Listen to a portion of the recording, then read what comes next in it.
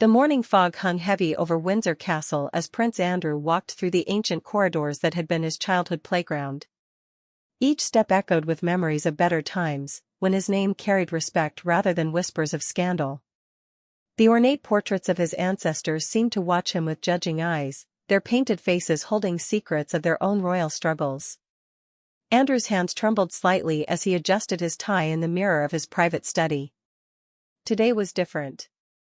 He could feel it in the way the staff avoided his gaze, in the unusual silence that filled the castle's normally bustling halls. His brother Charles had requested a private meeting, and Andrew knew it wouldn't be about planning their mother's memorial service or discussing family holiday arrangements. The Duke of York had been living in a strange limbo for months now. Since the settlement of his civil case in America, his life had become a series of closed doors and cancelled invitations. Friends who once competed for his attention suddenly became too busy to return his calls. Charities that had proudly displayed his patronage quietly removed his name from their websites. The transformation had been gradual but devastating, like watching his reflection fade from a mirror. Sarah, his ex-wife, had tried to maintain her usual cheerful demeanor when she visited the night before. But Andrew could see the worry lines deepening around her eyes, the way she fidgeted with her jewelry when she thought he wasn't looking. Their daughters, Beatrice and Eugenie, had been calling more frequently, their voices carefully neutral as they asked about his well-being. The family was circling the wagons, but Andrew feared he might already be standing outside the circle.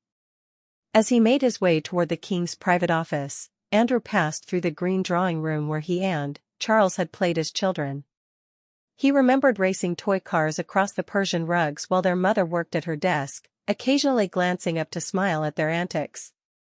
Those days felt like scenes from someone else's life now, bright memories that seemed impossible to reconcile with the heavy reality pressing down on his shoulders.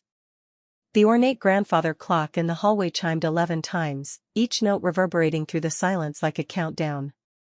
Andrew paused outside Charles's office, straightening his shoulders in a gesture that had become automatic over the years. Whatever was coming, he would face it with the dignity expected of a member of the House of Windsor, even if that membership was about to change forever. Charles was sitting behind their father's old mahogany desk when Andrew entered, his face grave and tired. The new king looked older than his years, the weight of the crown already etching new lines around his eyes. Between them lay a folder of official documents, their red seals catching the light from the tall windows that overlooked the castle grounds. "Andrew," Charles began, his voice carefully measured, "please, sit down. We need to discuss your future role within the family." The words hung in the air like smoke, and Andrew felt his stomach clench with dread. He had known this conversation was inevitable, but knowing hadn't made it any easier to prepare for. The silence stretched between the brothers, filled with decades of shared history, childhood bonds, and the complicated dynamics of royal duty versus personal loyalty. "I've been expecting this," Andrew said finally, settling into the leather chair across from his brother. "The pressure from Parliament, from the media, from the public, I know it's become impossible to ignore." Charles nodded slowly, his fingers drumming against the desk surface in a rhythm Andrew remembered from their youth. It was a nervous habit their mother had tried to break, but it had persisted through decades of royal training and public scrutiny. "The monarchy faces unprecedented challenges," Charles continued, his voice gaining strength as he shifted into the formal tone he used for official business. "Public trust is fragile, and we cannot afford to have any shadows cast upon the institution. Your situation, regardless of the legal resolution, continues to generate negative attention that reflects poorly on the crown." Andrew felt something cold settle in his chest.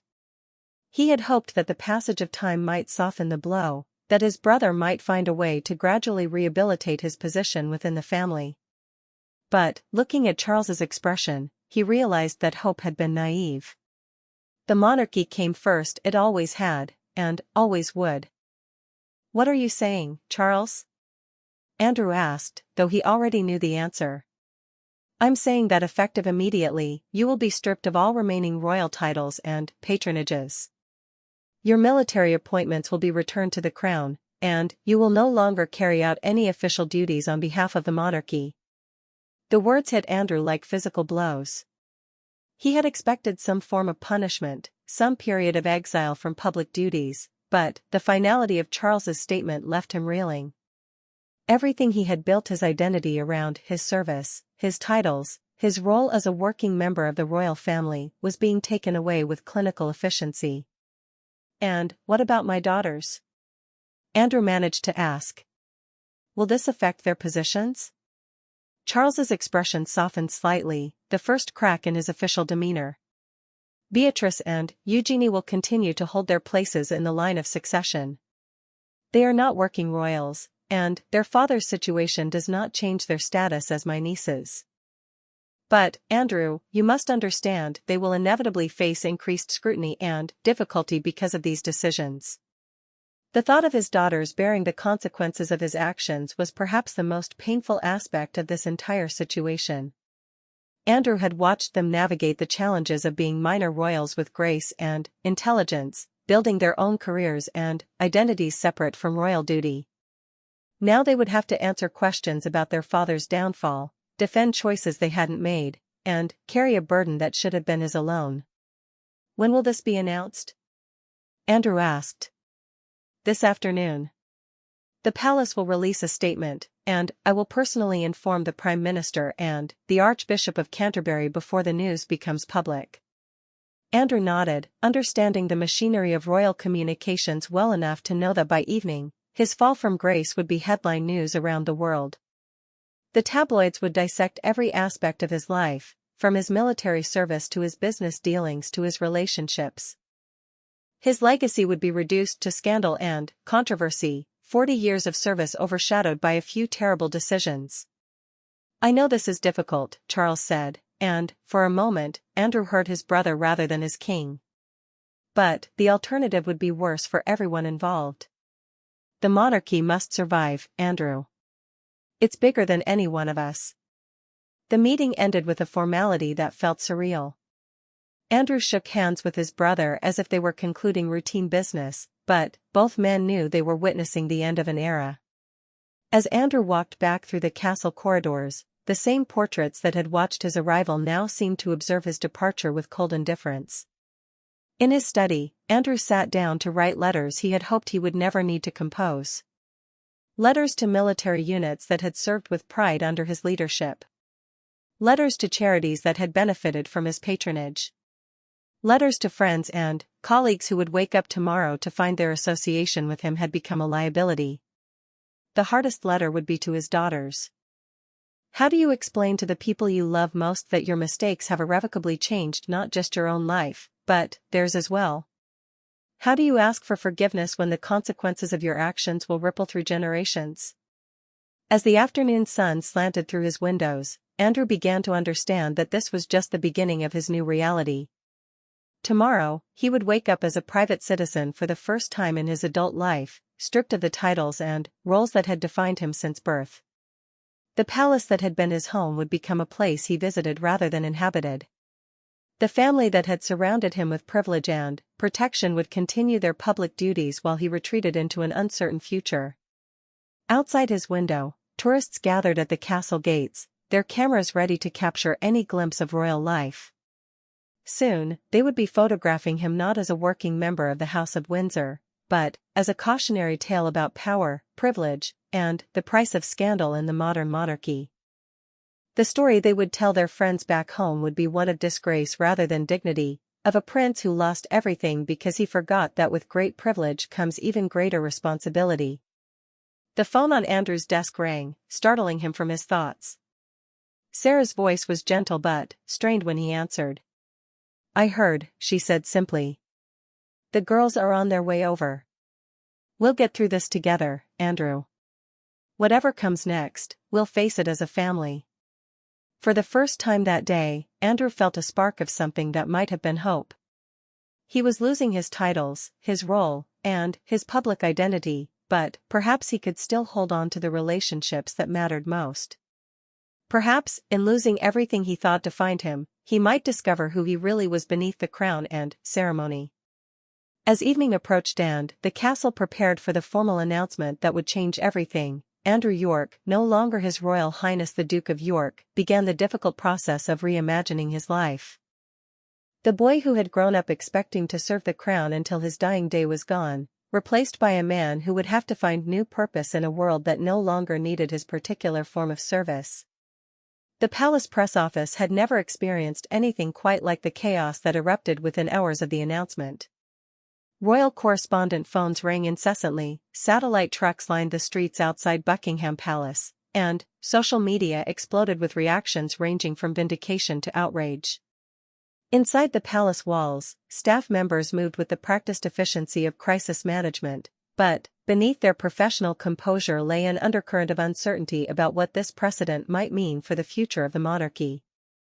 Princess Beatrice sat in her London apartment, staring at her phone as message after message poured in from friends, colleagues, and reporters seeking comment.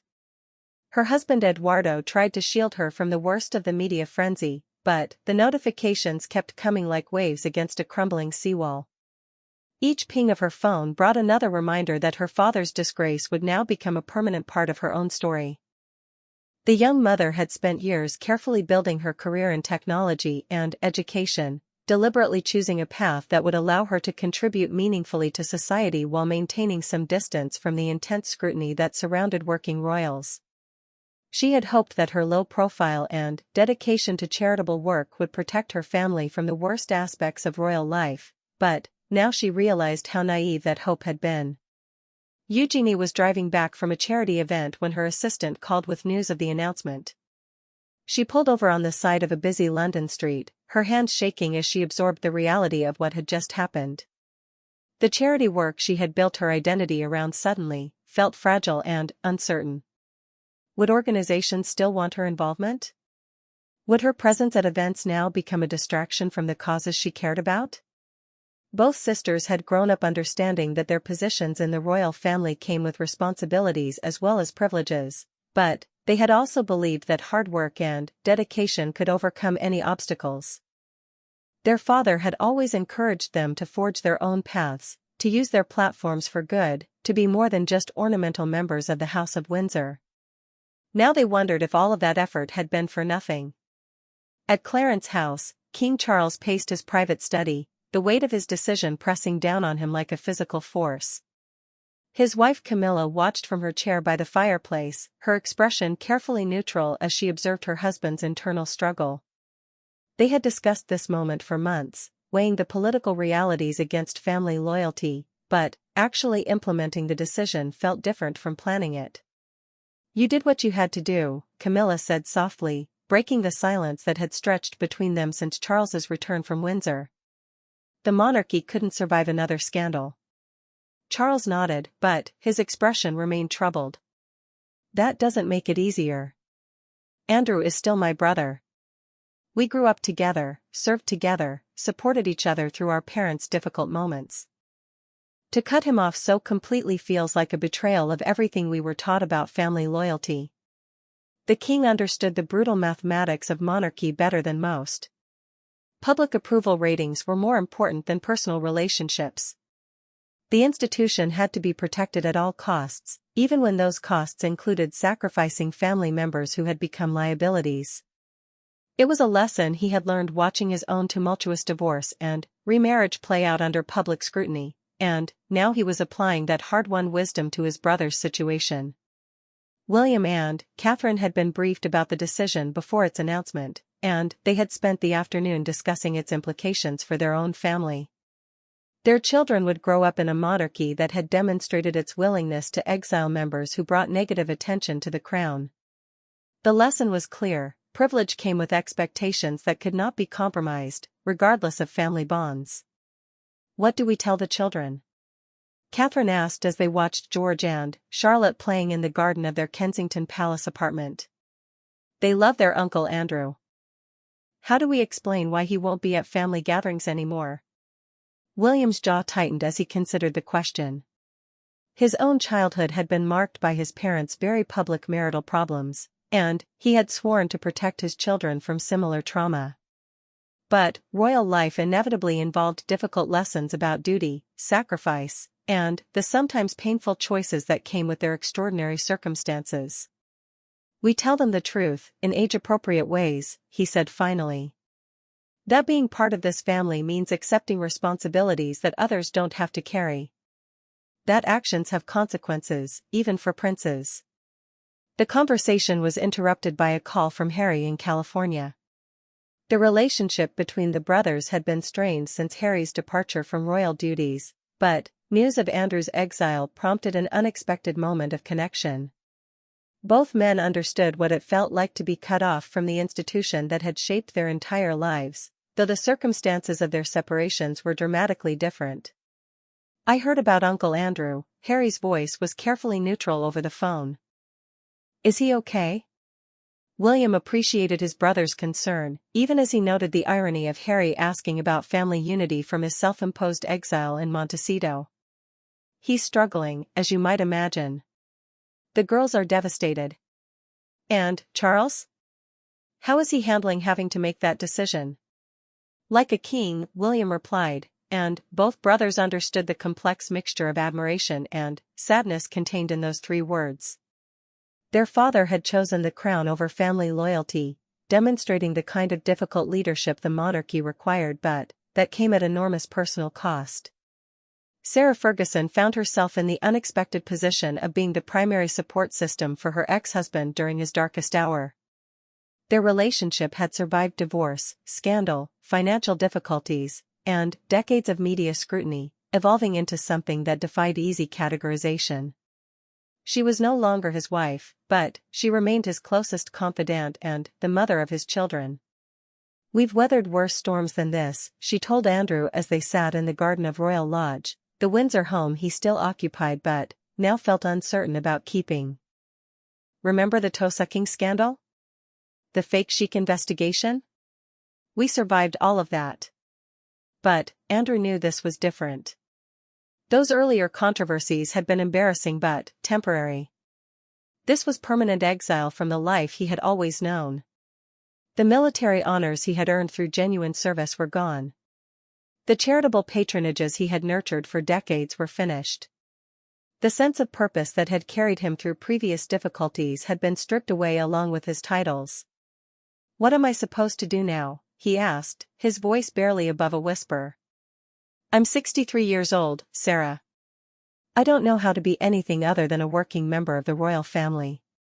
The question hung between them like a challenge to everything they had both believed about identity, purpose, and the possibility of reinvention. Sarah had rebuilt her life multiple times after her own royal disgrace, but she had always been an outsider looking in. Andrew was facing the much more difficult transition from insider to exile. The media coverage grew more intense as the day progressed, with every major news outlet running special reports on the unprecedented decision to strip a royal of all titles and duties. Constitutional experts debated the legal implications, while royal historians searched for precedents in the long history of the House of Windsor. Most concluded that Charles's action represented a new kind of monarchy, one willing to sacrifice family bonds in service of institutional survival. Public reaction was sharply divided. Supporters of the decision praised Charles for putting the reputation of the crown above personal loyalty, arguing that the monarchy could only maintain public support by demonstrating accountability. Critics worried about the precedent being set, questioning whether a family that could so easily discard one of its own could be trusted to serve the broader public interest. At Westminster, politicians who had spent months calling for Andrew's removal from public life suddenly found themselves in the awkward position of having gotten what they wanted. Some worried privately about the implications of a monarchy that could be pressured into such dramatic action by political and media pressure. Others saw it as evidence that the royal family was finally adapting to modern expectations of accountability and transparency. The Archbishop of Canterbury released a carefully worded statement expressing support for the king's difficult decision while also calling for prayers for all members of the royal family during this challenging time. Religious leaders understood better than most the tension between justice and mercy, between institutional integrity and personal compassion. As evening approached and the initial shock of the announcement began to settle into longer-term analysis, the true scope of what had happened started to become clear. This wasn't just about punishing one member of the royal family for his mistakes. It was about establishing new rules for royal behavior, new expectations for accountability, and new consequences for those who failed to meet the standards expected of modern monarchy. Queen Elizabeth II's longest-serving son had been erased from the official structure of the institution she had spent 70 years building and protecting. The decision represented both a betrayal of her legacy of family loyalty and a fulfillment of her commitment to putting the crown above all personal considerations. Charles was following his mother's example of putting duty first, even when that duty required impossible choices. The ripple effects extended far beyond the immediate family. Royal charities worried about losing funding and patronage. Military units wondered about the fate of ceremonial roles and honors. Protocol experts began rewriting guidelines for state occasions and public events. The machinery of monarchy was being recalibrated to function without someone who had been part of it for more than 4 decades. In his study at Royal Lodge, Andrew sat alone as darkness fell over the Windsor estate. The house felt different now, not like a royal residence but like a temporary refuge.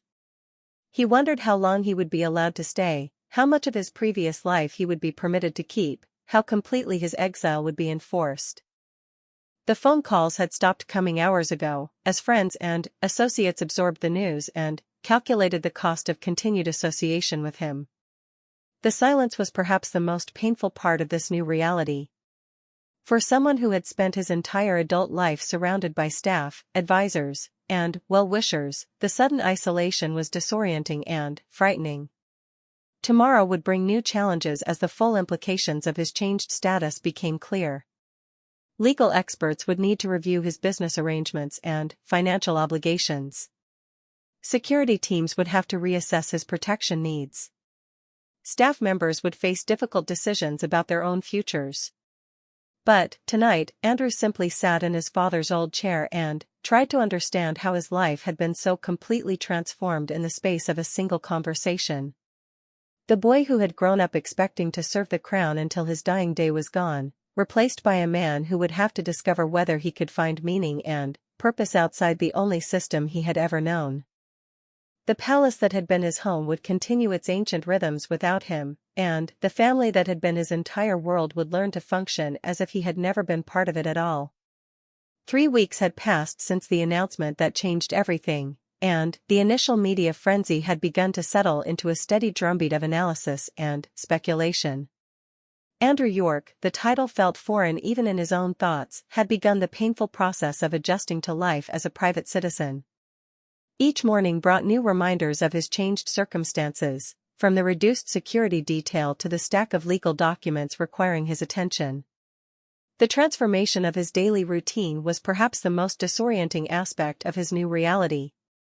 For 40 years, his days had been structured around official engagements, briefings, and ceremonial duties.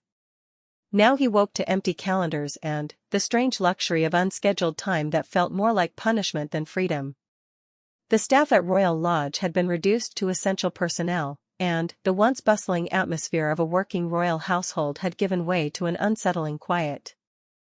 Princess Beatrice had thrown herself into her work with renewed determination, using her career as a shield against the constant speculation about her father's situation. Her colleagues at the technology firm where she worked had been supportive but cautious, clearly unsure how to navigate conversations about her family circumstances. The casual workplace discussions about weekend plans and family gatherings that had once felt normal now carried undertones of awkwardness that everyone pretended not to notice. The charity work that had been the cornerstone of Beatrice's public identity had become complicated in ways she hadn't anticipated. Several organizations had quietly suggested it might be better if she stepped back from high-profile events until the situation with her father settled down. Others had rallied around her, making pointed statements about judging individuals by their own actions rather than their family connections. The division created an exhausting emotional landscape that required constant navigation. Princess Eugenie faced similar challenges in her role with the contemporary art gallery where she worked. The art world prided itself on sophistication and open-mindedness, but even there she encountered whispered conversations that stopped when she entered rooms and invitations that were suddenly rescinded without explanation. The anti-slavery charity work that had become her passion faced new scrutiny as critics questioned whether her family's own scandals compromised her authority to speak on issues of exploitation and abuse. Both sisters had always understood that their royal connections brought both advantages and responsibilities, but they were discovering that disgrace operated by different rules than privilege. The network of social and professional relationships that had seemed solid and dependable began to feel fragile and conditional. Friends and colleagues who had eagerly sought their company when it carried prestige now calculated the social cost of continued association. King Charles was experiencing his own form of isolation as family members and close advisors struggled to know how to discuss his decision about Andrew. The choice had been necessary for the monarchy's survival, but it had created an uncomfortable precedent that everyone was still learning to live with. Cabinet ministers praised his leadership while privately wondering what other family members might be considered expendable if circumstances required it. The king's relationship with his surviving siblings had grown strained in the weeks following Andrew's exile. Princess Anne maintained her typical stoic silence, but Charles could sense her disapproval in the way she avoided discussions about family matters during their regular conversations about royal duties. Prince Edward and his wife Sophie had been more openly supportive of the decision, but even their endorsement carried undertones of self-preservation that made Charles uncomfortable. The weekly audiences with the Prime Minister had taken on a different character as political leaders attempted to gauge how far the royal family was willing to go in sacrificing its own members to maintain public support. Constitutional scholars debated whether the monarchy was strengthening itself through accountability or weakening its foundation by demonstrating that royal bonds could be severed by external pressure. William and Catherine found themselves in the unexpected position of being the most senior working royals after Charles and Camilla, a role that carried new weight given the circumstances surrounding Andrew's departure. Their public engagements were scrutinized for signs of how the family was coping with the internal upheaval, and their interactions with other family members were analyzed for evidence of ongoing tensions or unity. The Prince and Princess of Wales had always known they would eventually inherit the burden of representing the monarchy's future, but they hadn't expected that transition to be accelerated by a family crisis. Their children's questions about why Uncle Andrew no longer attended family gatherings required careful answers that balanced honesty with age-appropriate explanations of adult consequences and institutional responsibilities. Sarah Ferguson had become an unexpected stabilizing force in Andrew's life during this difficult transition.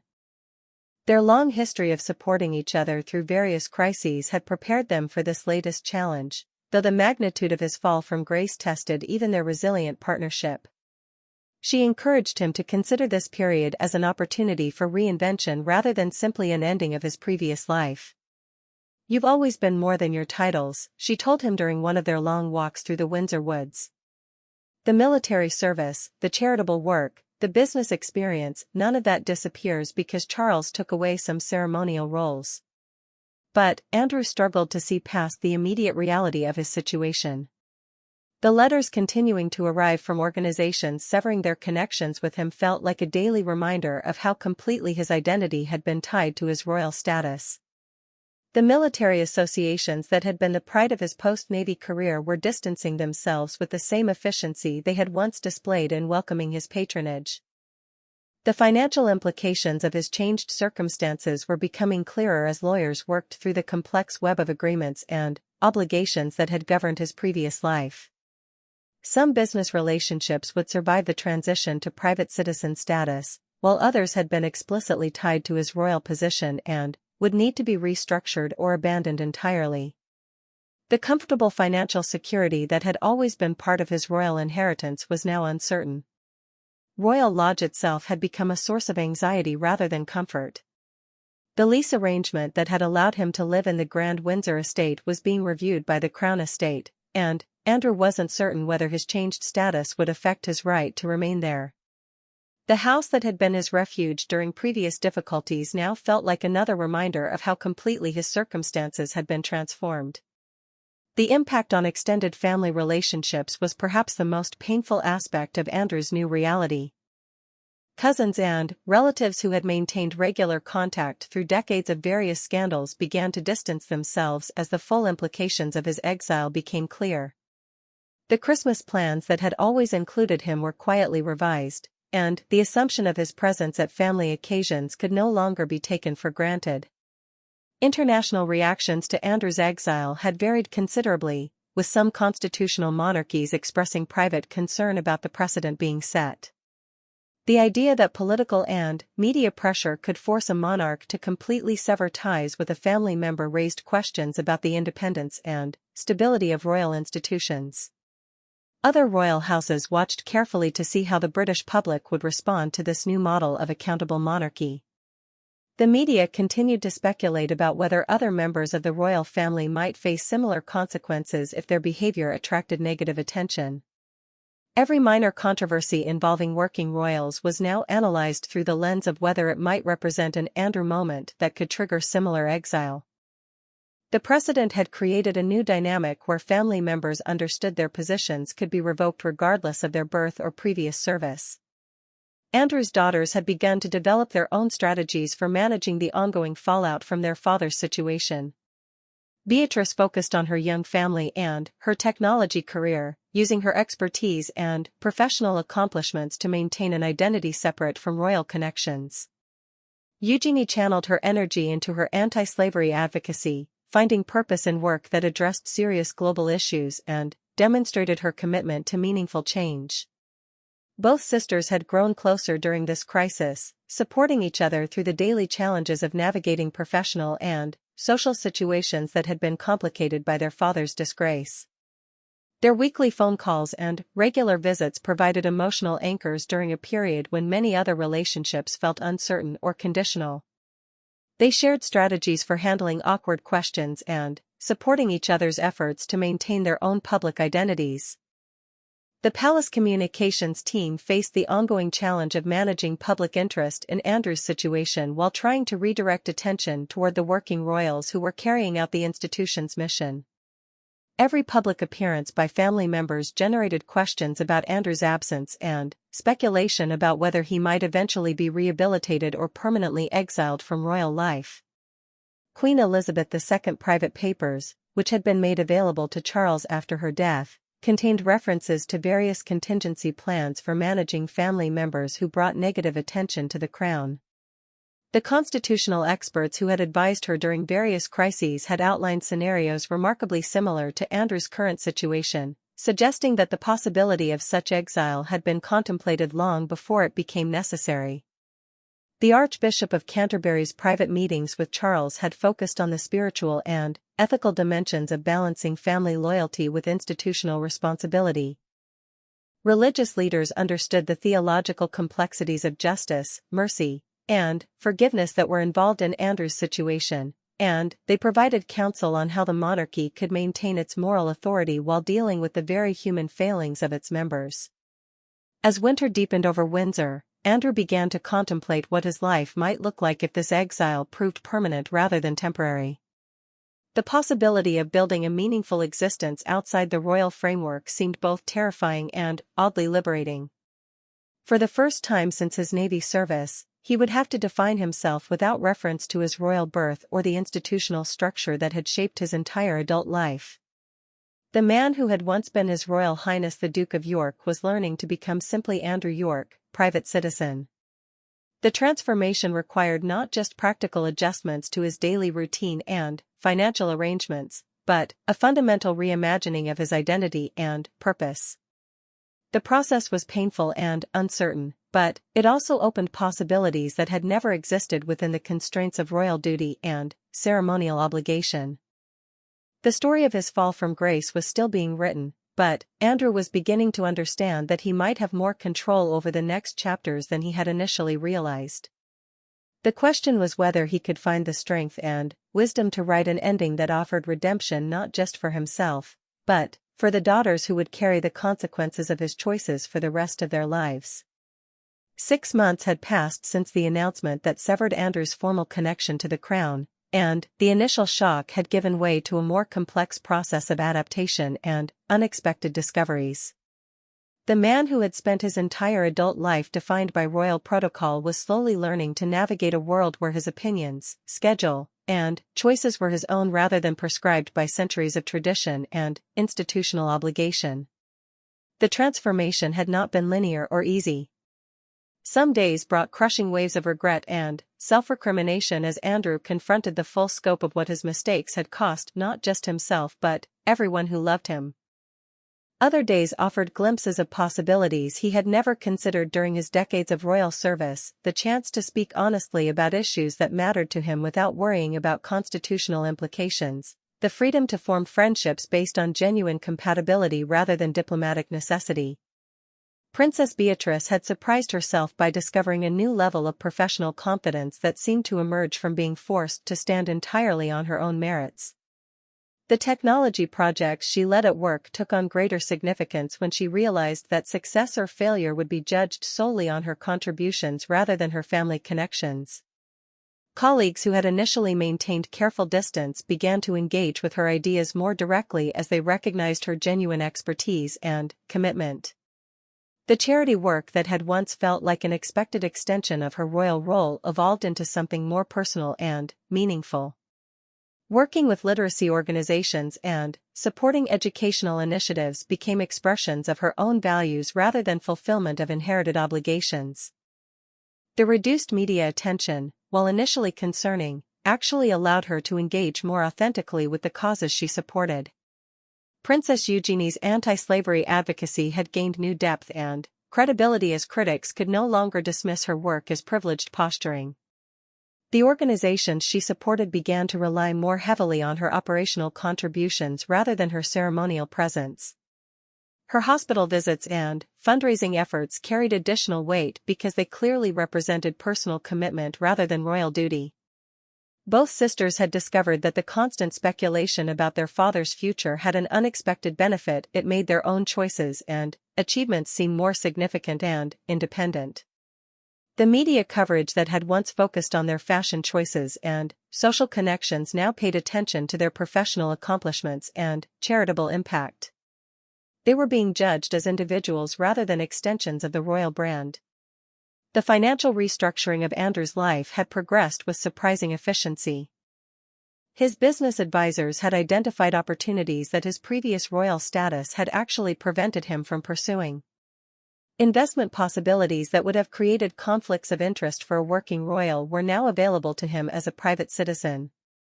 The network of international contacts he had developed through decades of trade missions provided a foundation for new ventures that could operate without the constraints of constitutional protocol. Sarah Ferguson had embraced her role as Andrew's closest advisor and emotional support with characteristic enthusiasm.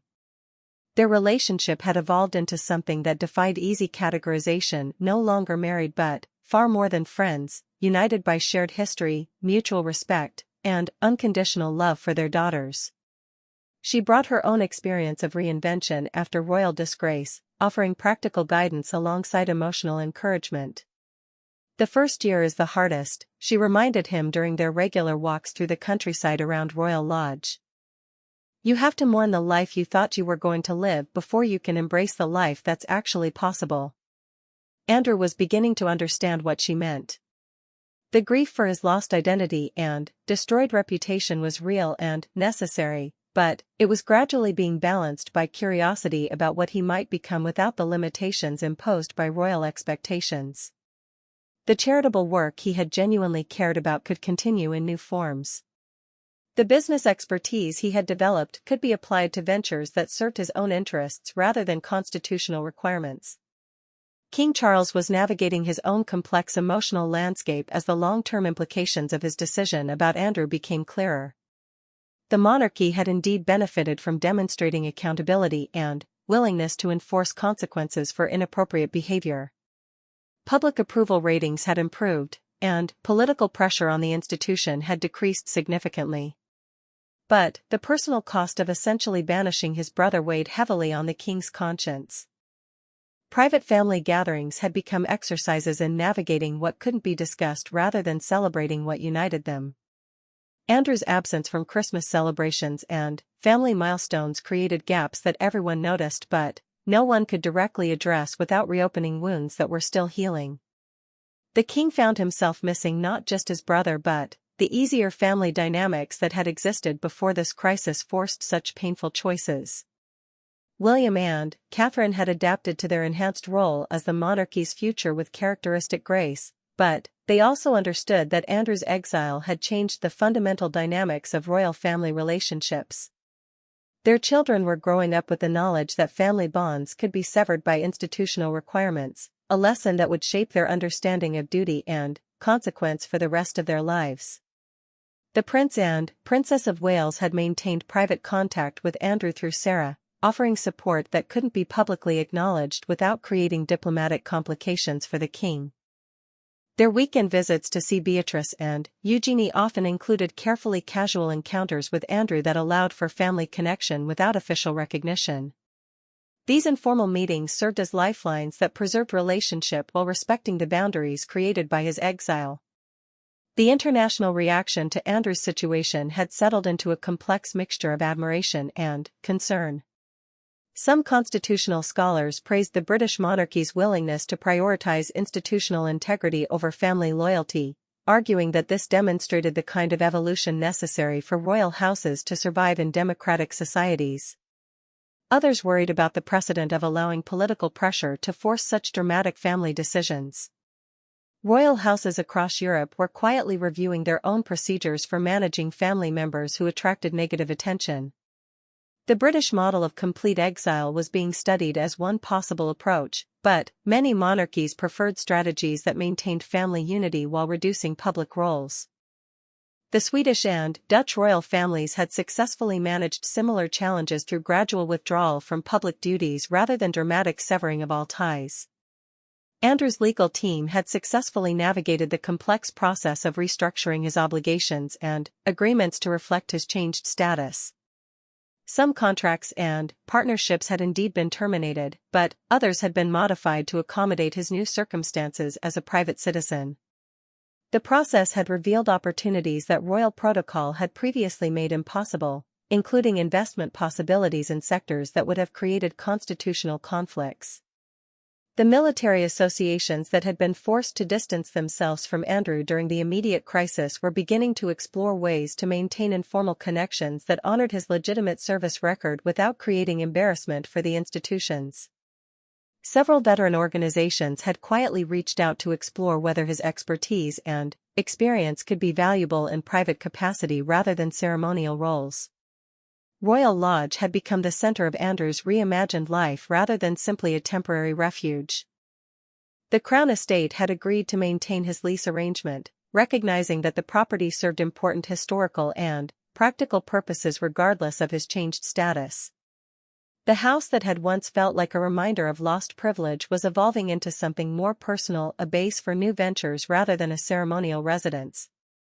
The reduced staff and simplified household management had actually improved Andrew's quality of life in unexpected ways.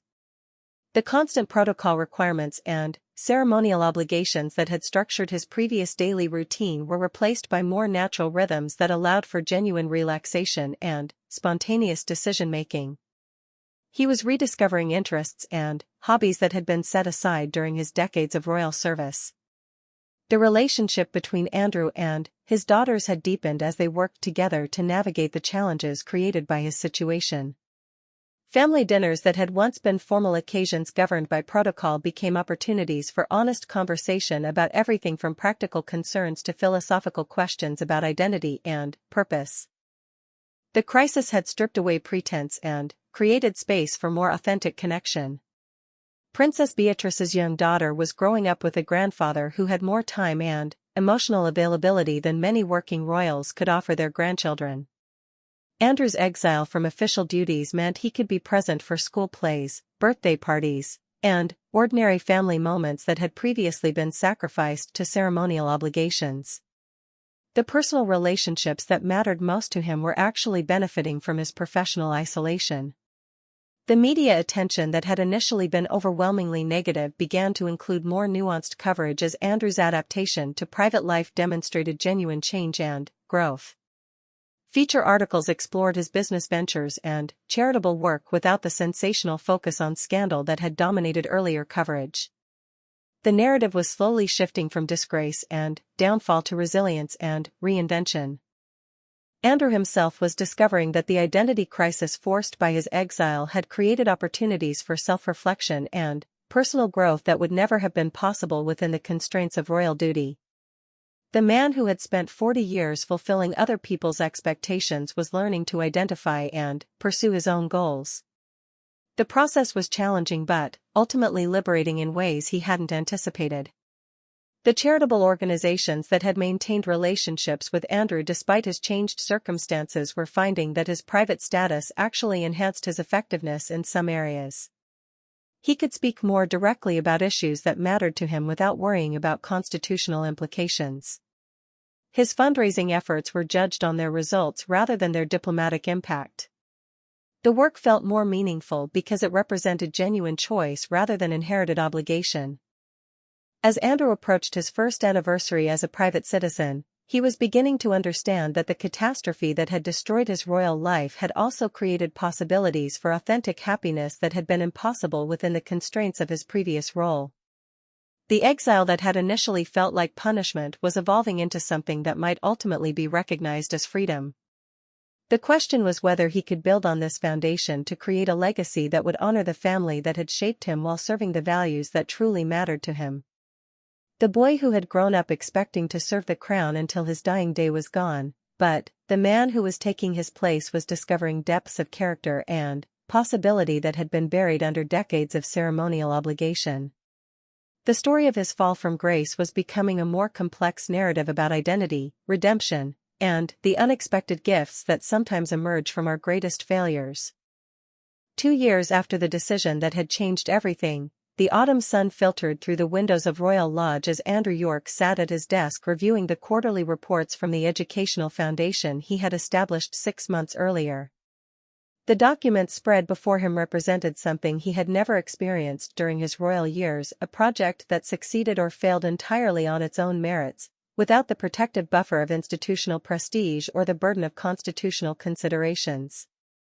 The foundation focused on supporting literacy programs in underserved communities, building on knowledge he had gained through decades of educational patronages but operating with a freedom and efficiency that royal protocol had never permitted. Working directly with teachers and administrators, Andrew had discovered that his decades of ceremonial engagements had actually provided him with genuine expertise about educational challenges and innovative solutions. The difference was that now he could act on that knowledge without navigating layers of constitutional approval. Princess Beatrice knocked softly on the study door before entering with her 3-year-old daughter, whose afternoon visit had become a cherished weekly tradition. The little girl ran to her grandfather with the uninhibited joy of a child who knew she was completely welcome and deeply loved. Andrew had never been able to offer his own daughters this kind of relaxed attention during their childhood, when royal duties had dictated rigid schedules and formal interactions. "Grandpapa, look what I painted," the child announced, holding up a colorful artwork that depicted what might have been a house, a flower, or possibly a dinosaur. Andrew examined it with the serious attention he had once reserved for state documents, praising the bold use of color and creative composition while the little girl beamed with pride. Beatrice watched this interaction with deep satisfaction, understanding that her daughter was experiencing something that had been rare in her own childhood, the complete attention of a grandfather who wasn't constantly distracted by official obligations. The family gatherings that had once been governed by protocol and ceremony had evolved into genuine celebrations centered around connection rather than duty. "The literacy initiative in Manchester is showing remarkable progress," Andrew told his daughter as they walked through the gardens surrounding the lodge. "Test scores have improved by 30% in the pilot schools, and the teachers are reporting increased engagement from students who had previously been struggling with basic reading skills." The pride in his voice was different from the satisfaction he had once derived from ceremonial accomplishments. This was personal pride based on measurable impact rather than protocol successfully completed. The foundation was small compared to the massive charitable organizations he had once been associated with, but every success felt more meaningful because it resulted from his own initiative and hard work rather than institutional momentum.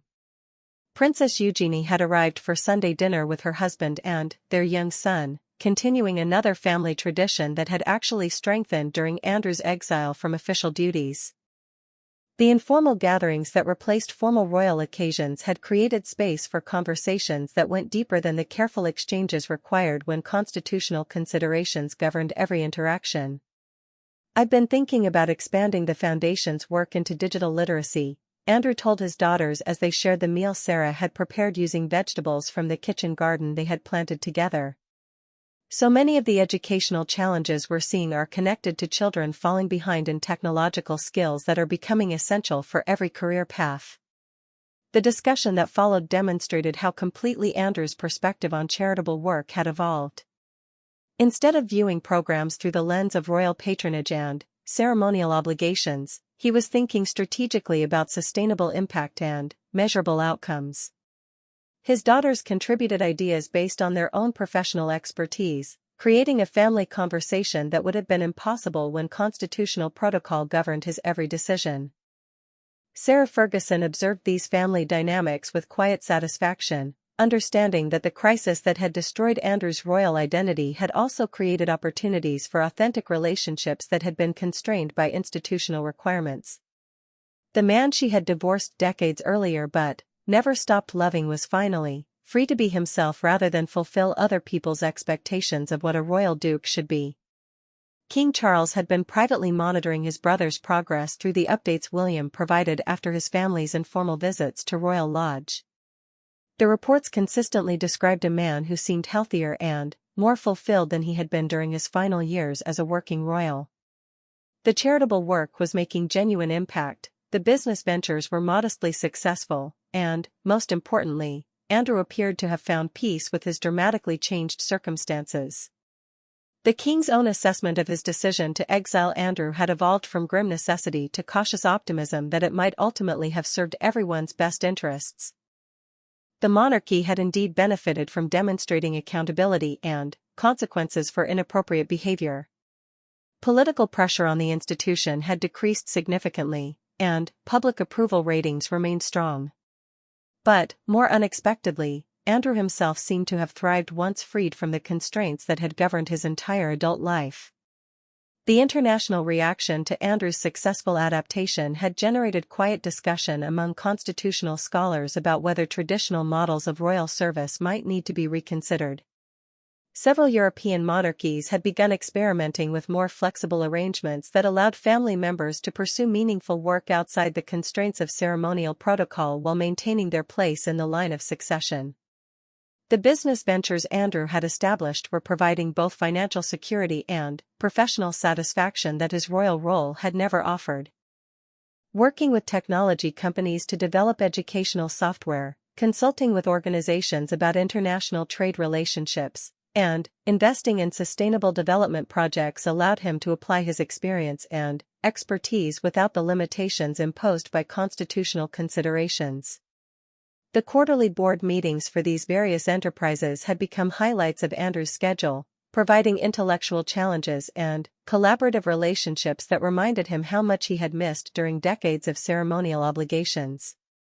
The colleagues who worked with him judged his contributions based on results rather than titles, creating professional relationships that felt more authentic than many of his previous royal associations. The media coverage of Andrew's life had gradually shifted from sensational focus on his fall from grace to more thoughtful examination of his successful reinvention as a private citizen.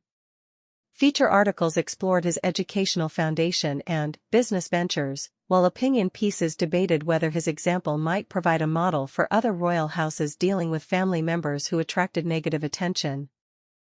The relationship between Andrew and his daughters had continued to deepen as they worked together on various family projects and shared the ordinary moments that royal protocol had previously made difficult. Family holidays were now planned around personal preferences rather than constitutional requirements, allowing for relaxed time together that created new memories to balance the more formal experiences of their earlier years.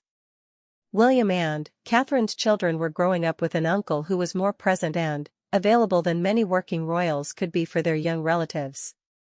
Andrew's exile from official duties meant he could attend school events, birthday celebrations, and family gatherings without worrying about protocol conflicts or security complications.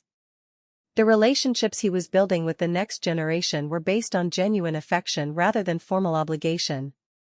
The Crown Estate's decision to allow Andrew to remain at Royal Lodge had proven beneficial for everyone involved.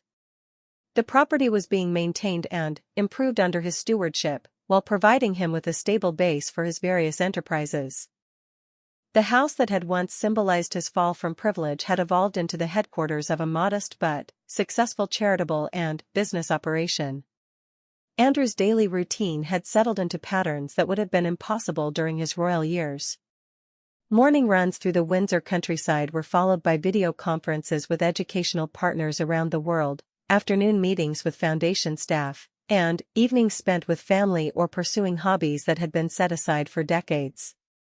The freedom to make spontaneous decisions and follow personal interests was a luxury he had never fully appreciated until it became possible. The letters and emails that filled his inbox each week now brought news of students whose reading skills had improved through foundation programs, business partners proposing new ventures, and old friends sharing updates about their own lives without the careful formality that had characterized previous correspondence. The communication felt more genuine because it was based on mutual interest rather than royal obligation. As Andrew reflected on the transformation of his life over the past 2 years, he found himself grateful for experiences and relationships that would never have been possible within the constraints of royal duty. The man who had once defined himself entirely through inherited titles and ceremonial obligations had discovered capacities for growth and achievement that had been buried under decades of prescribed behavior. The Foundation's annual report sitting on his desk represented more than charitable accomplishment. It documented evidence that he could create something meaningful through his own effort and vision rather than institutional momentum. The modest but measurable impact on children's educational outcomes provided satisfaction that was deeper and more personal than any ceremonial achievement from his royal years.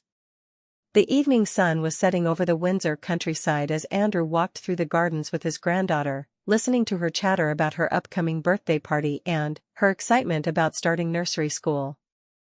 The little girl had no awareness of the constitutional complexities that had shaped her grandfather's life or the scandal that had ended his royal career. To her, he was simply the grandfather who had time to listen to her stories and help her plant flowers in the garden they shared. That simplicity felt like the greatest achievement of Andrew's new life.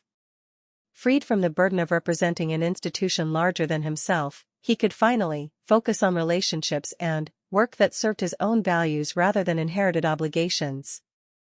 The boy who had grown up expecting to serve the crown until his dying day was gone, but the man who had taken his place was discovering that there were many ways to serve others that had nothing to do with ceremony or protocol. The story of his fall from grace had become a more complex narrative about identity, redemption, and the unexpected gifts that sometimes emerge from our greatest failures. As night fell over Royal Lodge and Andrew helped his granddaughter count the stars beginning to appear in the darkening sky, he understood that losing everything he thought he needed had allowed him to discover what actually mattered.